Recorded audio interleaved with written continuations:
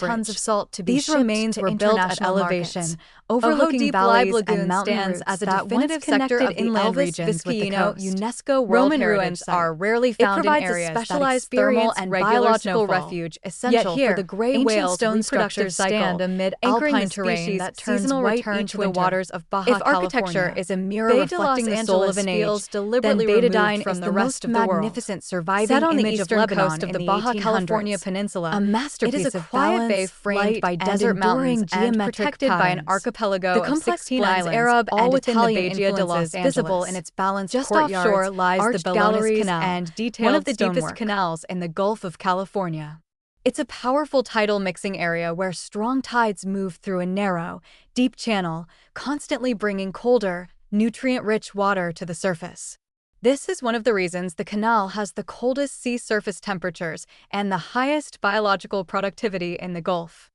The waters of Ensenada are part of the California current system where cold, nutrient-rich upwelling supports high marine productivity and helps shape the region's climate, fisheries, and coastal ecosystems. This is also home to the famous geyser La Boadora.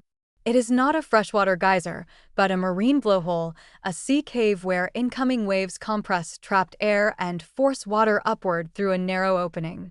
The result is a powerful burst of spray driven entirely by a wave energy and coastal rock structure. Ensenada is also connected to a highly specialized maritime industry.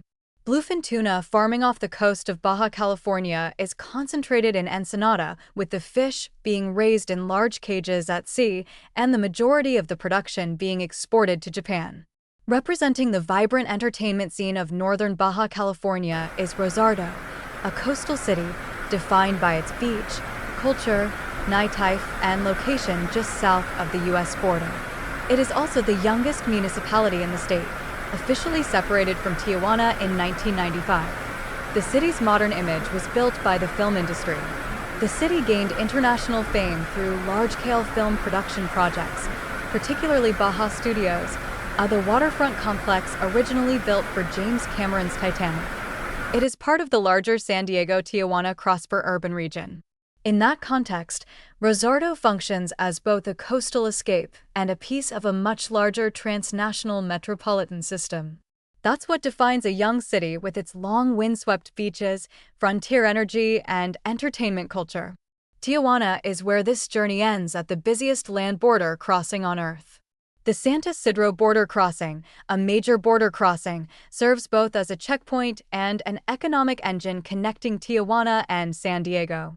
During the Haitian migration wave of 2016, thousands of Haitians arrived at the border hoping to enter the United States. Many never crossed. Instead, they stayed in Tijuana, where a new community gradually took root and became part of the city's labor force, neighborhoods, and cultural life. Tijuana is also one of the main receiving points for people deported from the United States. For many, return is not a return in any real sense. Some had spent most of their lives in the U.S. and came back with weak ties to Mexico, forced to rebuild their lives in a border city that already lives in between worlds. During U.S. Prohibition, Tijuana became known as a place where Americans came to drink, gamble, and escape restrictions north of the border. From remote peninsulas and volcanic islands to desert oases, mission towns, whale lagoons, and restless border cities, Baja California builds itself as far more than a place on the map. It is a region shaped by tectonic force, ocean currents, migration, survival, and constant reinvention. What begins as a journey through landscapes ends as a portrait of contrast between desert and sea.